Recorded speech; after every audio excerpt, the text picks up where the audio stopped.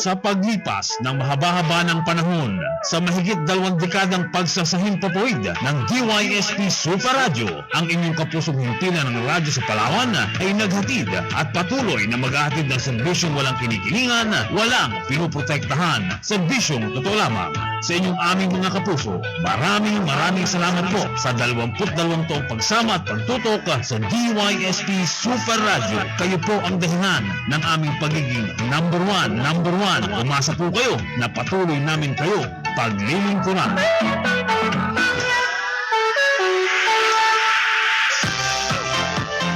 Ngayong 2020, tuloy ang inyong mga kapuso sa DYSP Super Radio sa paghahatid ng serbisyong walang kinikilingan, walang pinoprotektahan. Narito ang mga programang inyong tututukan mula Lunes hanggang Biyernes sa 909 kHz, alas 5:30 hanggang alas 7 ng umaga. Super Balita sa 909 ni Super Rodel Guzman. Susundan ito ng tambalang Mike Enriquez at Joel Reyesabel sa Super Balita sa umaga nationwide. Alas 7 hanggang alas 8 ng umaga. Alas 8 hanggang alas 10:30 ng umaga, umaatikibong talakayan ng maiinit na usapin ang sa inyo sa programang Kami Naman ni Super Julfred Calamba at Ed Havares. Alas 10:30 hanggang alas 12 ng tanghali. Samot-saring impormasyon, mga tips at balita ang ihatid sa inyo ni Super May Uy sa Bakbakan sa Super Radio. Alas 12 hanggang alauna ng hapon, Super Balita sa tanghali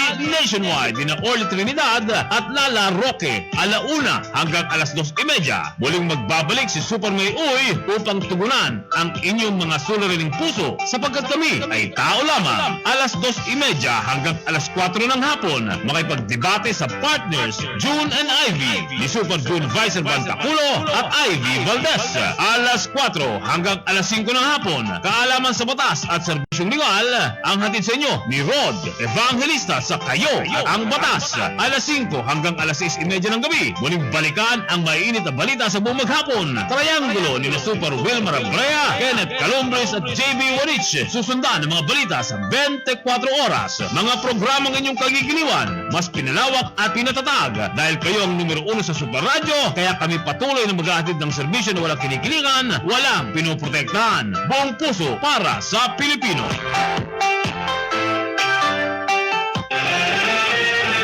Ito ang serbisyong totoo. GMA Radio. Kayo at ang batas ni Super Rod Evangelista. Kayo at ang batas. Ayun mga kapuso, alas 4:10 na po ng hapon. Ngayon pong araw na ito ng Huwebes ha. Ngayon po ika-14 na sa buwan ng Mayo taong 2020. At siyempre tayo po magkakasama pa rin, tayo po magkakaulayaw sa impapawid hanggang alas 5 po ng hapon. So matatal, tayo po magsasama pa sa loob ng 50 minutong pagtatanghal ng palatuntunang kayatang batas dahil ang atin pong tumpak na oras sa mga sandali ito ay alas 4:10 ng hapon. Siyempre, unahin po natin batiin ang 66 na barangay. Yung pong ating mga kapuso na nakatira sa 66 na barangay ng lungsod ng Puerto Princesa, ganun din po sa ating mga kapuso sa 23 mga munisipyo sa buong lalawigan ng Palawan. Kasama po dyan ang Bayan ng Kalayaan, dyan po sa may Spratlys Group of Islands. Magandang hapon po at hari naman, nasa mabuti kayong kalagayan, walang anumang karamdaman, lalo higit ang COVID-19. Mainit po yung ating panahon ha. Ingat-ingat po tayo, sobrang init. Talaga naman pong pagka ikaw nasa labas nakakapaso yung matinding sikat ng araw. Kaya dapat po magdala din ng pananggalang sa sikat ng araw hindi lamang po tuwing umuulan, magdadala ng payong bilang pananggala sa ulan. Pagka mainit, pwede din naman ng payong, di ba? Pananggalang sa sobrang init ng ating pong klima. Masama po yung direct heat from the sun. Makasisira po ng ating schoolboy complexion. Okay lang yung payong, dadalhin tuwing tag-init. Huwag lang po kayo magdadala ng kapote pagka mainit. Yun talagang pang tag-ulan lang yun. Sa atin po mga kapuso dyan po sa bayan ng Roas, magandang hapon po sa inyo dyan at welcome po sa ating palatuntunan kay Tambatas. Pwede din po dyan sa bayan ng Dumaran at sa bayan po ng Taytay. Siyempre, dyan po sa bayan ng Kuya, binabati ko muna yung aking mga biyanan. Dyan po sa Barangay San Rafael, si Tatay Antonio at Marita Carcueva. Si Ate Sonia, dyan din po sa Barangay San Rafael. Ito, araw-araw na nakikinig sa atin eh. Nakikinig ng pagbati, minsan nalilimutan natin. Dyan po sa bayan ng Aborlan, magandang hapon po sa inyo. Oy, balik po tayo sa General Community Quarantine. Pabago-bago yung pronouncement ng Malacanang eh. Nung Lunes, sabi, lifted na daw yung quarantine dito sa lungsod ng Puerto Princesa at lalawigan ng Palawan. At ito, ibang bahagi pa rin po ng bansa. Ang natira lamang noon sa Modified Enhanced Community Quarantine, yung NCR, at yung Laguna. Pero nagbago. Ginawang Modified General Community Quarantine ang lalawigan ng Palawan kasama po ang lungsod ng Puerto Princesa. Pero kanina pong tanghali, abay may pagbabago na naman. Balik po tayo sa GCQ, General Community Quarantine. Ang sinasabi, baka daw kasi pagka binago yung ating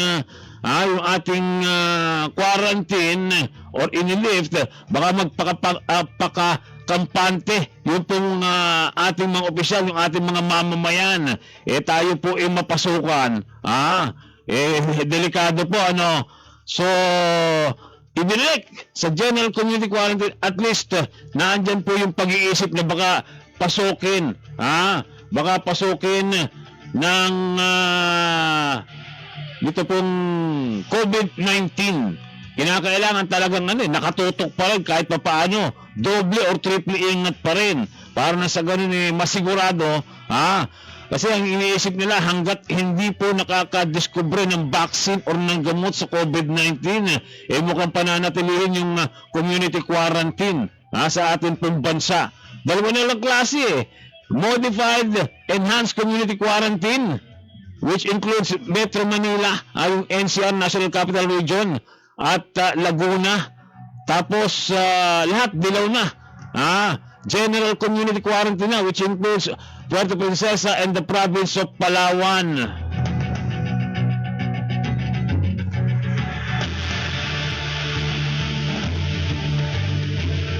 Binabati din po natin ng isang magandang hapon. Yung po ating mga tagapanood via FB Live. Hindi lamang po sa lalawigan ng Palawan, hindi lamang po sa lungsod ng Puerto Princesa, hindi lamang po sa iba't ibang panig po ng ating bansa, maging sa ibang bahagi po ng planetang Earth. Meron po tayong mga taga-subaybay. Kay Emma de los Santos. Hi, good afternoon sir. Hi Emma. Magandang hapon din sa'yo. Kay Leo De Leon, kay paring Leo De Leon, alam ko nasa abroad din to Magandang hapon. Hindi pa nagsasign yung aking mga kapatid from Oman, Jordan at from Australia. Yung nanay ko nasa Australia, hindi pa rin nagsasign in.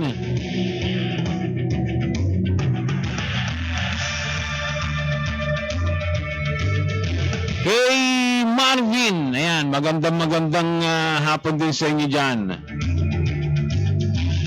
Samahan niyo po ako hanggang alas 5 po ng hapon para po sa ating pang-Webes na edisyon ng ating pong palatuntunan kayo at ang batas. Yung pong mga may katanungan, yung mga nakikinig sa atin o nanonood sa atin via FB Live na na-stranded sa Kabaynilaan, meron pong telepono kayong matatawagan Diyan po sa Kapitolyo, nagtayo sila dyan ng mini call center para doon po sa mga kababayan natin na na-stranded. Diyan po sa Kamaynilaan at sa ibang bahagi po ng ating bansa. Tumawag lamang po kayo dyan. Wala akong exact number nung pong pwede nyo tawagan sa mini call center ng Kapitolyo. Pero sa araw po ng Sabado, may programa po dito ang Provincial Information Office at pwede po kayong naka-live din po yun eh. Pwede din po kayong mag-message upang ipaabot yung inyong pagnanais na mga kasama doon po sa pwedeng maayudahan ng ating pong provincial government. Provincial government yung pinag-usapan natin yung city government, ewan ko lang kasi yung mga humihingi ng tulong sa city government sa pamagitan ng City Tourism Office mukhang wala pong may pagkakaloob na tulong eh. Wala may pagkakaloob na tulong. Si Jing Zerna Failon. Good afternoon po sir. God bless you. Good afternoon din at God bless din Si Rods Estay Malabunga. Shout out po sa guard ng Palawan Pawn Shop Head Office. Nakikinig sa atin yung pong mga guard ng Palawan Pawn Shop. Magandang hapon sa inyo dyan.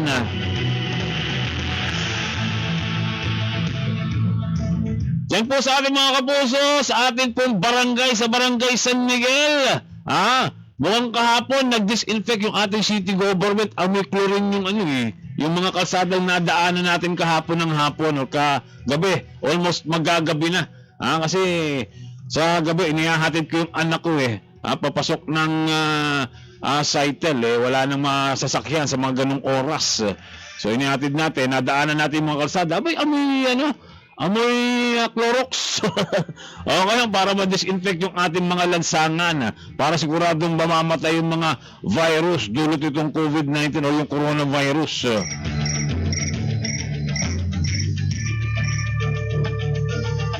Mga kapuso, sa ating pong mga pag-uusapan ngayon pong hapon ito ng Huwebes 14 sa buwan ng Mayo taong 2020. Meron po tayong 5 sitwasyon at katanungan legal na pag-uusapan. Uunahin natin, ito pong katanungan nito pong si Helena. Ano ba daw yung maaari niyang gawin upang magkaroon ng bagong kopya ng birth certificate ng anak na nasira dahil sa kalamidad?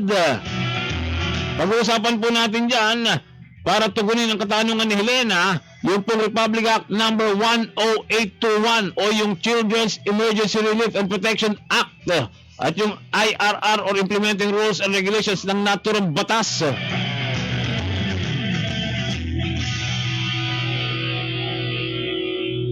Ating din pag-uusapan, ito po namang itinatanong nitong si Bong.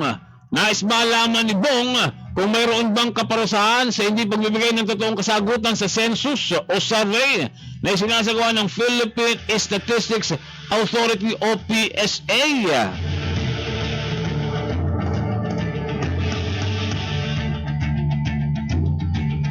Atin din pong tatalakayin na tutugunin ito namang katanungan ni Overin. Ano daw ang mangyayari sa pagkabigo niya na makasagot sa reklamong isinampa sa kanya sa Provincial Agrarian Reform Adjudicator o yung tinatawag na PARAD. Yan po ang tanong nitong si Overin.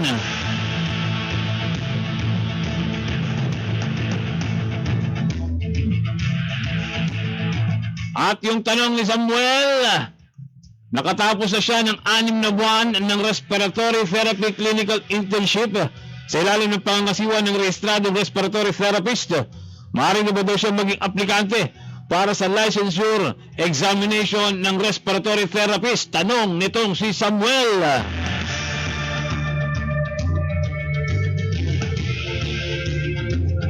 At ito yung mga mahilig magsulat sa mga perang papel. Meron mga ganyan sa pamamagitan ng perang papel, isinusulat yung mga message sa kanyang crush o sa kanyang nililigawan. Isinusulat yung mga telephone number. Pero alam niyo ba, nalabag sa batas yung pagsusulat sa perang papel. Ito po yung itinatanong nitong si Ron kung ano daw yung kaparusahan sa mga taong nagsusulat ng kung ano-ano sa perang papel ng Pilipinas. Ang lahat po ng yan sa kabuuan po ng ating pagtatanghal ngayon pong hapong ito ng Huwebes para po sa ating pang-Huwebes na edisyon ng palatuntunan kayo at ang batas. Sa ngalan po ng ating partner sa baging teknikal, Super Albert Balena. Sa kapuan niyo mga kasama, ROD Rod Evangelista, bumabati po at nagpupugay sa inyo ng isang mapagpala mapagpalaya at isa pong makakalikasang hapon ng Huwebes sa inyo pong lahat. Kayo at ang batas ni Super Rod Evangelista. Kayo at ang batas. Ito ang serbisyong totoo. GMA Radyo. DYSP Super Radyo.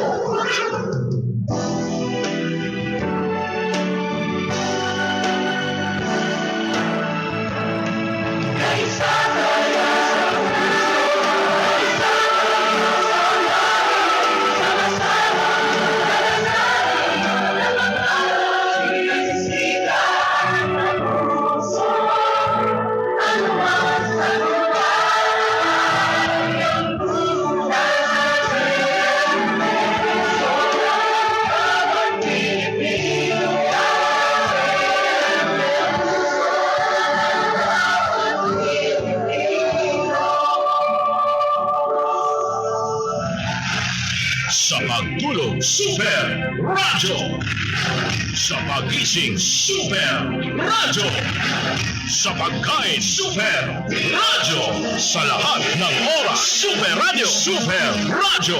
Super Radyo sa umaga, Super Radyo sa tanghali, Super Radyo sa gabi, Super Radyo bawat segundo, bawat minuto. Super Radyo.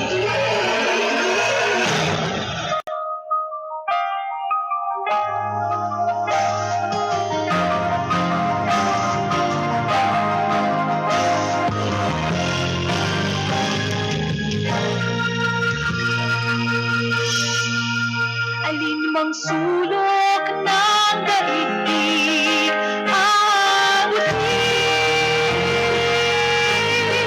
bukod pa rin ang matayog na panata.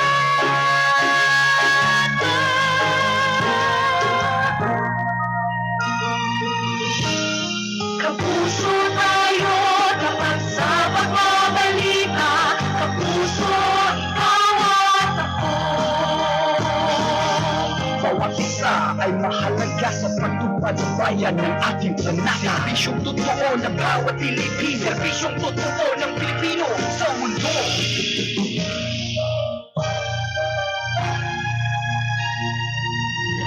Katotohanan ng magpapasulong sa bayan.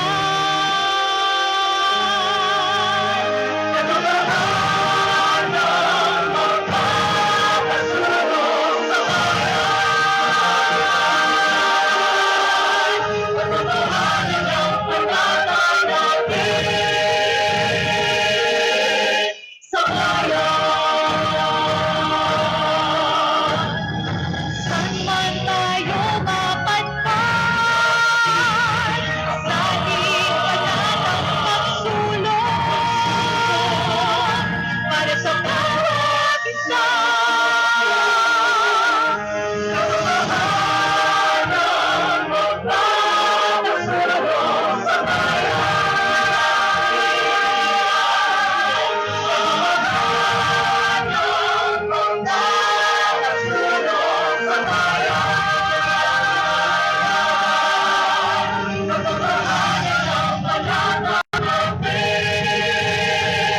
Katotohanan ng panatang natin. Katotohanan ng panatang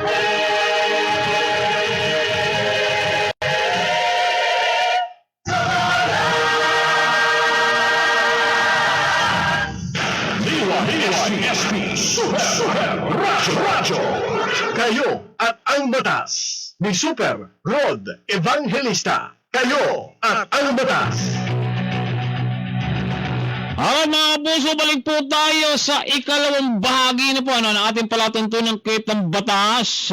At siyempre, binabati natin yung mga masugid nating taga-subaybay via FB Live.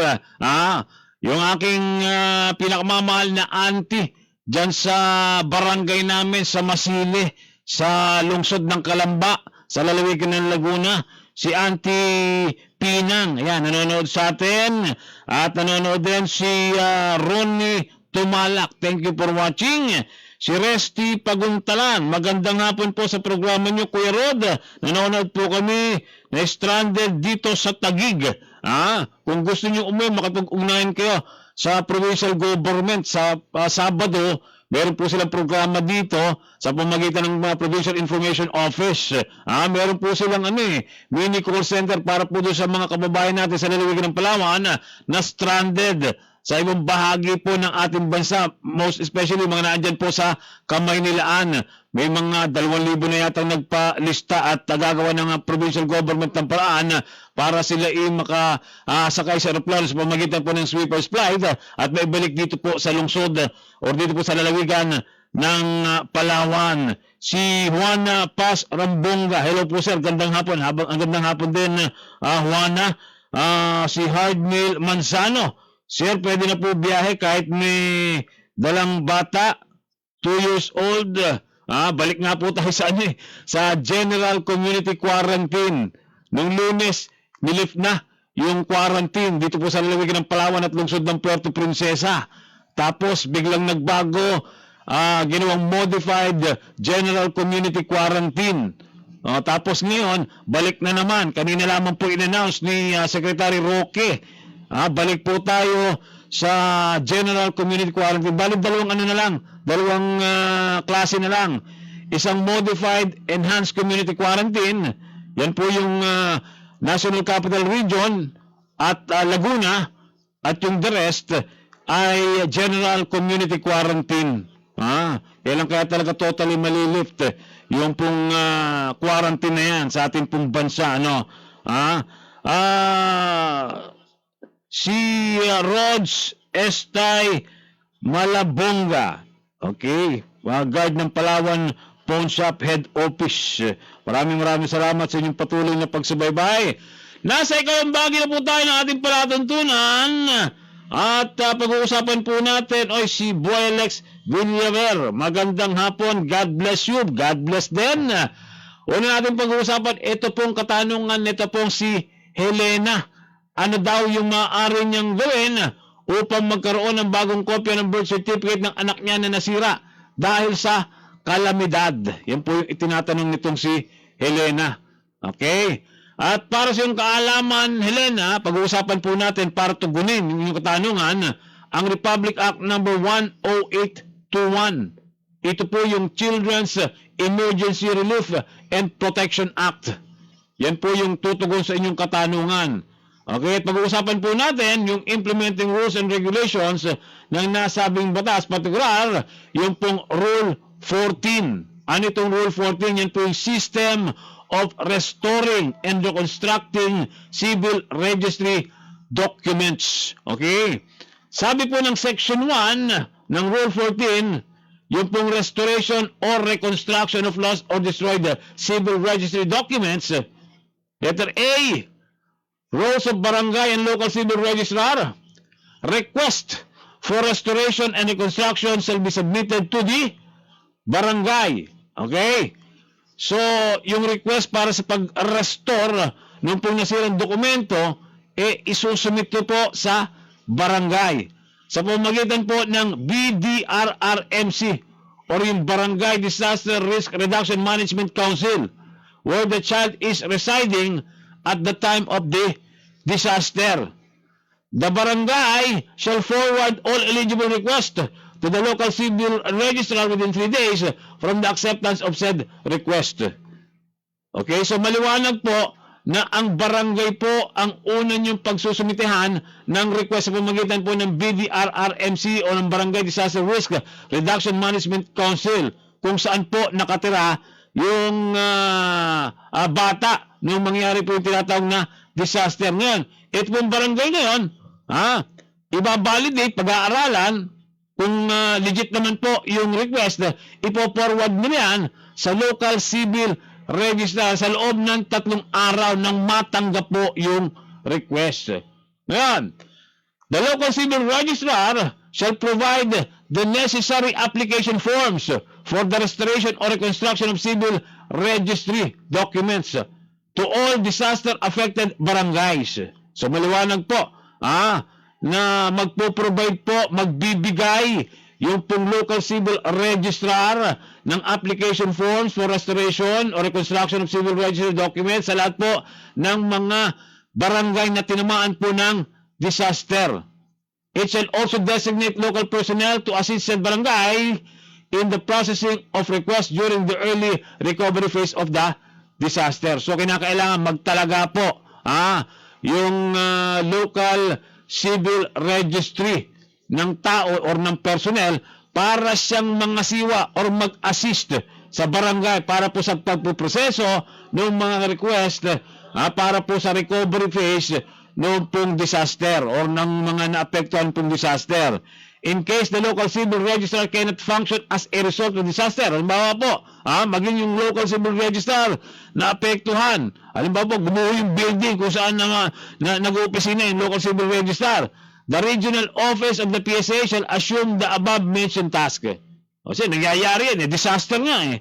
Pwede din tamaan yung opisina ng local civil registrar. Pagka nagkaganon, ang gagawa po ng trabaho ng local civil registrar ay yung pong regional office ng PSA, yung Philippine Statistics Authority. Okay?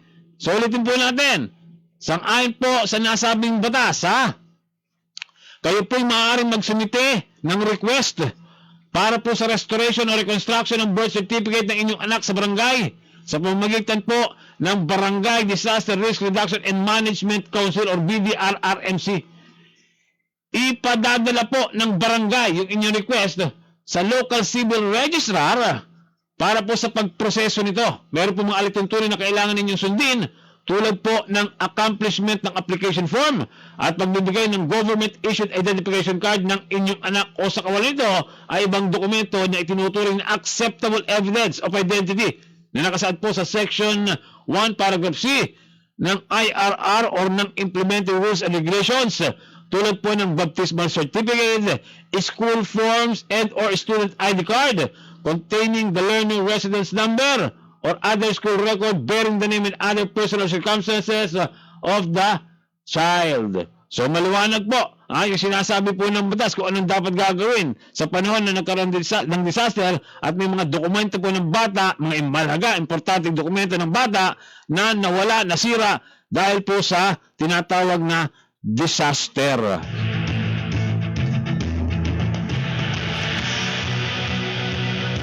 Yung aking kaibigan, dyan po, schoolmate ko, dyan po sa aming lungsod, sa Calamba, si Nora Javier. Galing Ireland din dito eh. Nakikinig din po, nanonood din po sa atin via Facebook. Si Eva Maranga. Sir, pwede na ba kami makauwi, if ever na ano to? Massive test. Makauli if ever manami og pa massive test. Okay? Malaman na lang po pag naintindihan ko na po yung sinasabi nyo. Si Vincent pa doon. Gandang hapon sa Rod. Shout out naman po sa kumukuha ng mga detail namin na mga stranded. Sana po sinabi nila agad na na kailangan kumuha ng health certificate sa center para matagal na kaming nagpa-quarantine dito. Di tulad ngayon, bago sila nagsabi, sobra-sobra na nga quarantine namin dito, 3 buwan na kami dito. Kinakailangan talaga yun. Tsaka may certification mula po sa health office kung saan kayo naroon na kayo po ay clear ng coronavirus. Kasi siyempre nag-iingat din naman po yung mga opisyalis natin dito sa lalawigan ng Palawan. Sabi nga, isa lamang po yung makapasok ay napakadelikado na po. Tanda natin na yung pong coronavirus ay nagsimula po sa 1, naging 2, naging 3, hanggang dumami po ng dumami. Ngayon po yung mahigit 1,000 na. So yun po yung iniiwasan.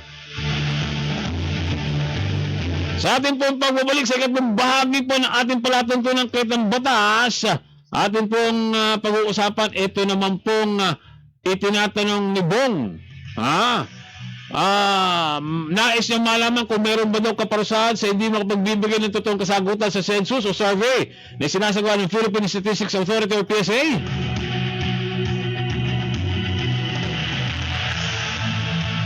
At ito pong itinatanong ni Ovarin, ano ba daw yung mangyayari sa pagkabigo na makasagot sa reklamong isinumpa sa kanya sa Provincial Agrarian Reform Adjudicator o yung tinatawag na PARAD.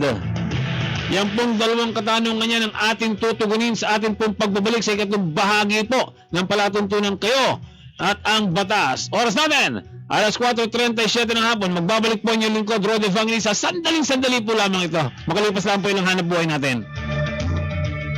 Kayo at ang batas ni Super Rod Evangelista. Kayo at ang batas. Ito ang serbisyong totoo. GMA Radyo. Mga Bears, narito na ang idol para sa inyong kotse, van, bus o truck, ang Nano Energizer. 8 to 21% na tipid sa gasolina, diesel o LPG. 6 times na tipid sa oil. 5 times na nagpapahina sa ingay at vibration ng inyong sasakyan. Walang smoke belching at binabalik ang lakas ng inyong makina ng 100%. Isang application lang, tatagal ang epekto ng 30,000 kilometeran ng inyong sasakyan bago kayo muling mag-apply ng Nano. Dalawang klase ang Nano. Nano Red para sa 4 to 10 liters of engine oil at Nano Green para sa 1 to 3 liters of oil. Para sa karagdagang impormasyon at detalye, basahin ang label na nakadikit sa Nano Energizer product bago gamitin. Nano Energizer. Available sa Handyman, Hardware Max, Tracker Zone at JPX Glass Supply. Nano Energizer. Pet malu ang wear pa mo. Lodi ka ng mga driver at biyahero. Nano Energizer. Numero unong kape, mixed and herbal coffee. Marami na ang nag-mixed coffee. Mixed in kape namin everyday. Mixed in coffee. Mixed and herbal coffee. Marachel Elegio, galing po ng Jose Rizal, Awarlan, Palawan, 42 years old. Carlito Bautista, taga Puyo, Palawan, 58 years old. Ako si Felisa Aguiloso Moralde from Palawan, 58 years old. Ang ating kape, mixed and herbal coffee. Doc F, mixed in coffee. Doc F, itong alternatibo formula. Ang Doc Alternativo, The Bigzy Center, sa Puerto Princesa City, Palawan. Doc Alternativo, Malvar Street, Barangay San Pedro, Puerto Princesa City, Palawan. Zapo 5 Easy Insecticide. Zapo 5 Easy. Ang bisa, peste ng tanim ay bagsak. Zapo 5 Easy. Yan ang gamitin. Sigurado, anin ang tanim ay masagana. Kaya, Zapo 5 Easy. Yan ang kailangan sa ating tanim na palay, mais, gulay at prutas. Zapo 5 Easy. Ang bagong primera klaseng cypermethrin na produkto ng Bayer Crop Science. Zapo 5 Easy Insecticide. Mga peste, Zapo! Mabibili sa Palawan Poultry and General Merchandise at sa mga agricultural supply. Hello, I'm Dr. Nino Regil. Feeling really blessed with my 2 sons who are doing very well and a new dental clinic that's doing even better. More with my good health and energy. MX3 has very low sodium content, cholesterol, and fat-free. It's good for my health. Feeling more blessed? Yes! Feeling an extraordinary. Yes na yes, with MX3. Mahalagang paalala, ang MX3 capsule ay hindi gamot at hindi dapat gamitin panggamot sa anumang uri ng sakit.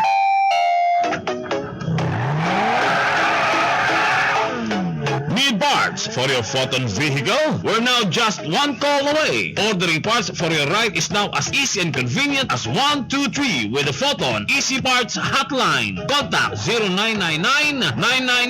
0999-999-9996 and be assisted by our Easy Parts representative to avail genuine parts today. Anong ibig sabihin ng home quarantine? Ito po ay kusang pananatili sa loob ng bahay sa loob ng 14 na araw.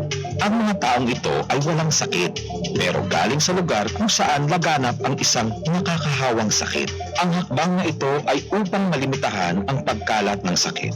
Makipag-ugnayan sa pinakamalapit na health facility. Basta't laging handa at sama-sama, kaya natin to. Hatid sa inyo ng PCOO, DOH at ng impilang ito. Super Radyo. Kayo at ang batas ni Super Rod Evangelista. Kayo at ang batas. Alright, mga kapuso, balik po tayo. Oras natin, alas 4:42 ng hapon. Nanonood din sa atin ngayon si Paring Nante. Reynante Portillo. Ayan, dyan sa Bikutan, sa Kamaynilaan. Happy birthday do sa bunso mo. Paring Nante, nabasa ko sa Facebook kanina na nagdiri mo ng kanyang karoon ngayon. Yung inyong, yung bunsong anak mo. Paring Nante, happy birthday. Paabot mo sa kanya. Alright, at kay Florida Ople, good PM Super Rod, keep safe po, God bless, keep safe din and God bless, Florida Ople. Alright, nasa ikatlong bahagi na po tayo ng ating palatuntunan at atin pong bibigyang dahil ito pong katanungan ni Bong. Nais siya malaman kung mayroon ba daw kaparusahan sa hindi magbibigay ng totoong kasagutan sa census o survey na sinasagawa ng Philippine Statistics Authority. Merong ganyan binabaliwala po yung mga survey.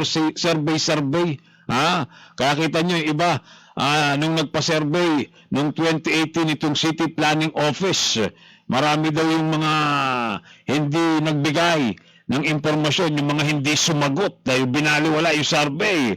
O pagdating ngayon, nung magbibigayan ng tulong para dahil dito sa COVID-19, hindi na kasama sa pinagkalooban. Nagsisi. Alright, para sa iyong kaalaman, Bong, yung katanungan ay tutugunin ng Section 27 ng Republic Act number 10625. Ito po mas kilala sa tawag na Philippine Statistical Act of 2013. At ng Implementing Rules and Regulations ng naturang batas. Ito po yung nagsasaad ng penalties sa Philippine Statistical Act of 2013, Section 27, patungkol po sa penalties. Sabi po ng batas, respondents of primary data collection activities such as census and sample surveys are obliged to give truthful and complete answers to statistical inquiries. The gathering, consolidation, and analysis of such data shall likewise be done in the most truthful and credible manner. To ensure compliance, ito na po, any violation of this act shall result in the imposition of the penalty of 1 year imprisonment, isang taong pagkakakulong, and a fine of 100,000 pesos, 100,000 piso, in cases where the respondent who fails to give truthful and complete answer to such statistical inquiries is a corporation.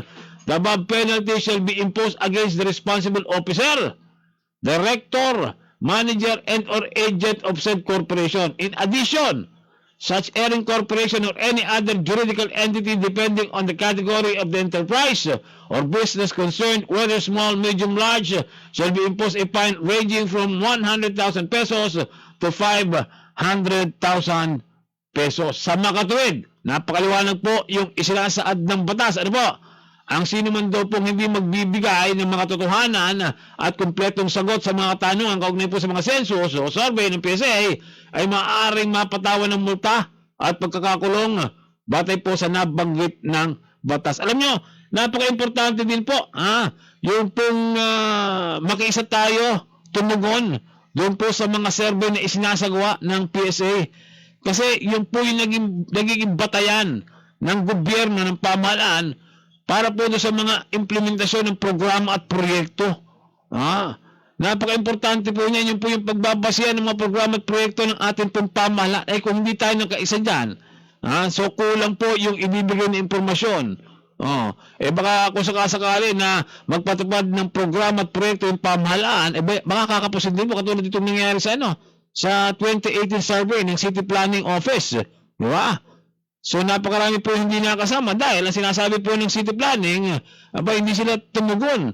Hindi sila nakisa sa sariling survey ng City Planning ng 2018. Kaya ngayon, pinagbasihan ng bibigyan ng 1,500 para po sa tulong pinansyal ng ating city government dahil po sa COVID-19, matapos pong sumailalim tayo sa Enhanced Community Quarantine, angal sila, tsaka sila nagreklamo. Kaya po napaka-importante nung pong survey na isinasagawa ng anumang ahensya po ng pamahalaan tulad po ng Philippine Statistics Authority or PSA. Okay, itong naman natin, ito po yung tinatanong ni Oberyn. Ano daw yung mangyayari sa pagkabigo niya na makasagot sa reklamong isinampa sa kanya sa Provincial Agrarian Reform Adjudication. Okay? At para sa yung kaalaman over rin, sa kaalaman na din po ng ating mga kapusong nakikinig, ang panuntunan na angkop sa sitwasyon nitong si Oberyn ay ang Section 7, Rule 7 ng 2009 Department of Agrarian Reform Adjudication Board or DARAB Rules of Procedure, kung saan nakasaad po, basahin natin yung Rule 7 sa summons, answer, and submissions of evidence. Sabi po ng Section 7, no default upon failure to answer. When the defendant or respondent fails to file an answer, no declaration of default shall be made, nor judgment by default be rendered. Okay? The complainant or petitioner must proceed to prove his case, and defendant or respondent shall be allowed to participate in subsequent proceeding, and such defendant or respondent may request by motion that he be furnished copies of orders, pleading, and other processes. So napakalinaw po sa isinasaad ng batas na panuntunan na hindi may dideklarang default o hindi maaaring magkaroon ng judgment by default kung ang defendant o respondent sa reklamong isinampa sa DARAB ay hindi nakapagsumite ng kanyang answer o sagot sa reklamo. So ayon po sa nabanggit na panuntunan, ang naghahabla po ay nararapat pa rin magpatuloy sa pagpapatunay ng kanyang mga aligasyon, at ang kanyang inibla naman ay nararapat pa rin maging bahagi po ng pagdinig ng nasabing reklamo. Yun ay sa kabuuan na po ng proceeding, habang tumatakbo po yung proceeding. Gayun din, maaaring mag-file ang inihabla ng motion upang siya po'y payagang makatanggap pa rin ng kopya ng mga pleading, order, resolution at iba pang mga dokumento kaugnay po sa reklamo. Hopefully, nasagot namin yung inyong katanungan. Pinapalalaman po namin sa inyo na yung mga opinyong amin pong tinutugon ay nakabase po sa inyong isilaysay. Okay? At doon po sa aming pagkakaintindi. Ipa pa rin po kasi kung kayo sumangguni sa isang legal expert at dala nyo po yung mga dokumento, yung mga kinakailangan dokumento para sa pag-scrutinize ng pong legal authority na tinatawag. Sa ating pong pagbabalik mga kapuso,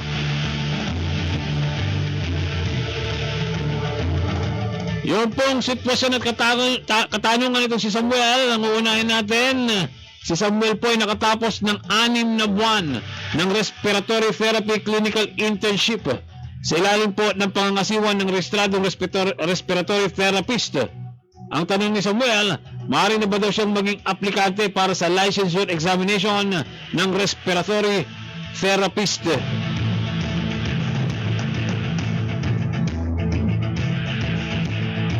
At panghuli, ito namang itinatanong nitong si Ron. Ano daw ang kaparusahan sa mga taong nagsusulat ng kung ano-ano sa perang papel ng Pilipinas? Ang lahat po ng yan ang ating pong pag-uusapan at tatalakayin na tutukunin sa pinakahuling bahagi na po ng ating palatuntunang Kayo at ang Batas. Yan po sa pinakahuling bahagi po ng ating palatuntunan. Oras natin, alas 4:50 po ng hapon. Magbabalik pa rin po ang inyong lingkod, Rod Evangelista. Makalipas pa rin po ang ilan natin mga hanap buhay. Kayo at ang Batas ni Super Rod Evangelista. Kayo at ang Batas. Ito ang serbisyong totoo. GMA Suradyo.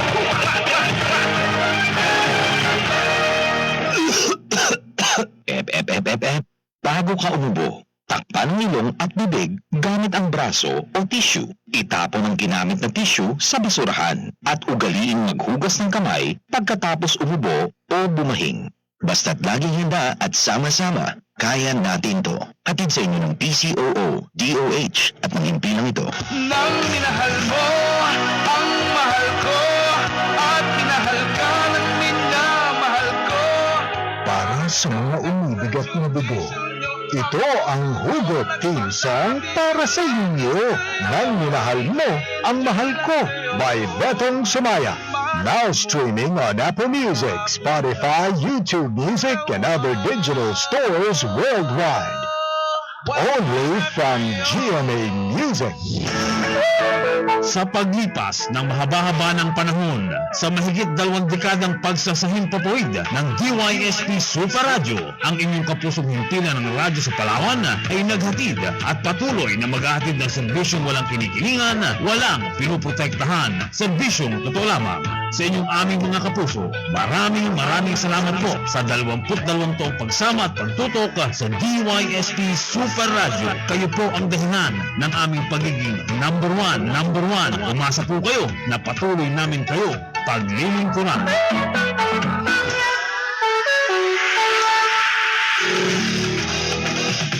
Kapuso, basta radyo. Dapat tama sa balita at impormasyon. Dapat tama ang mga taong nagbabalita. Dapat tama dito sa Palawan. Dapat tama ang radyong inyong pinakikinggan. DYSP Super Radio. Walang kinikilingan, walang pinoprotektahan. Serbisyong totoo lang. Tama! DYSP Super Radio. Kayo at ang batas ni Super Rod Evangelista. Kayo at ang batas. Alright mga kapuso, balik po tayo. Tayo po ay nasa pinakahuling bahagi na ng ating pong palatuntunan kahit ang batas. At meron na lamang po tayong 7 minutong nalalabi bago po sumapit ang 5 ng hapon, bago po tayo matapos. Meron pa po tayong 2 katanungan dito. Unahin na po natin itong sitwasyon at itinatanong nito pong si Samuel. Na nakatapos daw ng 6 na buwan ng respiratory therapy clinical internship. Yan daw ay sa ilalim ng pangangasiwa ng rehistradong respiratory therapist. Ang tanong ni Samuel, kung maaari na ba daw siyang maging aplikante para sa licensure examination ng respiratory therapist. Okay, Samuel, ang batas na ating pag-uusapan para tugunin yung iyong katanungan ay ang Republic Act number 10024. Ito po yung Philippine Respiratory Therapy Act of 2009. Partikular po natin pagtutunan ng pansin, ito pong Section 13 Paragraph B ng RA 10024. Yung pong qualification of applicant. Ibig sabihin, ito po yung dapat na meron yung isang aplikante bago mag-apply. Alright? Sabi po ng Section 13, an applicant for the licensure examination for respiratory therapist shall establish to the satisfaction of the board that yung letter B, he or she has completed at least 10 months, 10 buwan pala of internship equivalent to a minimum of 1,500 hours of respiratory therapy clinical internship under the supervision of a competent, duly qualified and registered respiratory therapist. Ang nabanggit mo dun sa yung sitwasyon, 6 na buwan ka pa lamang sumasailalim sa internship, no? So, ibig sabihin, sabi po ng batas, para makakuha ng licensure examination, ang isang aplikante para sa respiratory therapist, nararapat na magpatunay sa Professional Regulatory Board of Respiratory Therapy na taglay nila yung pong mga kwalifikasyon upang makakuha po ng nasabing pagsusulit or exam. Isa sa mga nasabing kwalifikasyon ay ang pagkumpleto po ng 10 buwan na internship na katumbas ng 1,500 hours, 1,500 oras ng respiratory therapy clinical internship. Kumbaga parang OJT. Sa ilalim po ng pangangasiwa ng kwalipikado at rehistradong respiratory therapist. Ngayon, kagaya po ng binabanggit natin, sa sitwasyon mo, mukhang hindi ka pa uubra. Dahil sabi mo sa sitwasyon mo, 6 na buwan ka pa lamang na sumasailalim sa internship. So, hindi ko ba maaaring maghain ng aplikasyon upang makakuha ng licensure examination dahil hindi po man nakukumpleto yung angkop na 10 buwan na respiratory therapy clinical internship. Alright, panghuli ay ito naman pong katanungan nito pong si Ron. Ito maraming gumagawa nito Marami akong perang papel na nakakita na kung ano-ano yung nakasulat. May drawing, may drawing na tao na may sungay, may pangil. Yung iba, message. Yung iba, naghahanap ng text bit. May mga nakasulat na phone number. Bawal po yun. At ito nga yung tinatanong ni Ron, ano po yung kaparusahan sa mga tao nagsusulat ng kung ano-ano sa perang papel ng Pilipinas. Magandang hapon muna kay Ian Chris Sanao. Okay, good afternoon po, sir. Pa-shout out naman po mga member ng We Born as One. Salamat po. O sa mga member daw po ng We Born as One, magandang hapon. Especially kay Ian Chris S. Sanao. Alright. Para si Ron at para sa iyong kaalaman, para tugunin ng iyong tanungan, pag-usapan natin itong Presidential Decree number 247. Itong batas na ito, panahon pa ni dating Pangulong Ferdinand Edralin Marcos. Ito po mas kilala sa tawag na Prohibiting and Penalizing Defacement, Mutilation, Tearing, Burning, or Destruction of Central Bank Notes and Coins. Basahin natin yung pong sinasabi ng batas that it shall be unlawful for any person to willfully deface, mutilate, tear, burn, or destroy in any manner whatsoever currency notes and coins issued by the Central Bank of the Philippines. So pinagbabawal po yung pagpilas, pagsunog, pagsira doon po sa mga pera na ini-issue po ng ating Central Bank of the Philippines. That any person who shall violate, kasama na po dyan yung yung pagsusulat ng kung ano-ano doon po sa perang papel. Well, yung pong coins, hindi naman masusulatan niya, masulatan man niya, mabubura agad. Pero kung yung perang papel, pag sinulatan mo yan, hindi na mabubura yan. Diba? Masisira na yan pagka binura mo. So, pinagbabawal po yun. Sinisira mo po yung perang papel. Meron po kaparusahan, sinasabi po yung batas, that any person who shall violate this decree shall upon conviction be punished by a fine of not more than 20,000 pesos or by imprisonment of not less than or not more than 5 years. So mabigat-bigat din po yung penalty kung sakasakali po mapapatunayan na sinulatan nyo po yung perang papel. Kung naglagay kayo ng phone number doon sa perang papel para lamang po makakuha ng textmate. Di ba? Okay, dinuwin nyo yung mukha ng tao na may pangil o may sungay. Yan, malimit ko nakikita sa mga perang papel.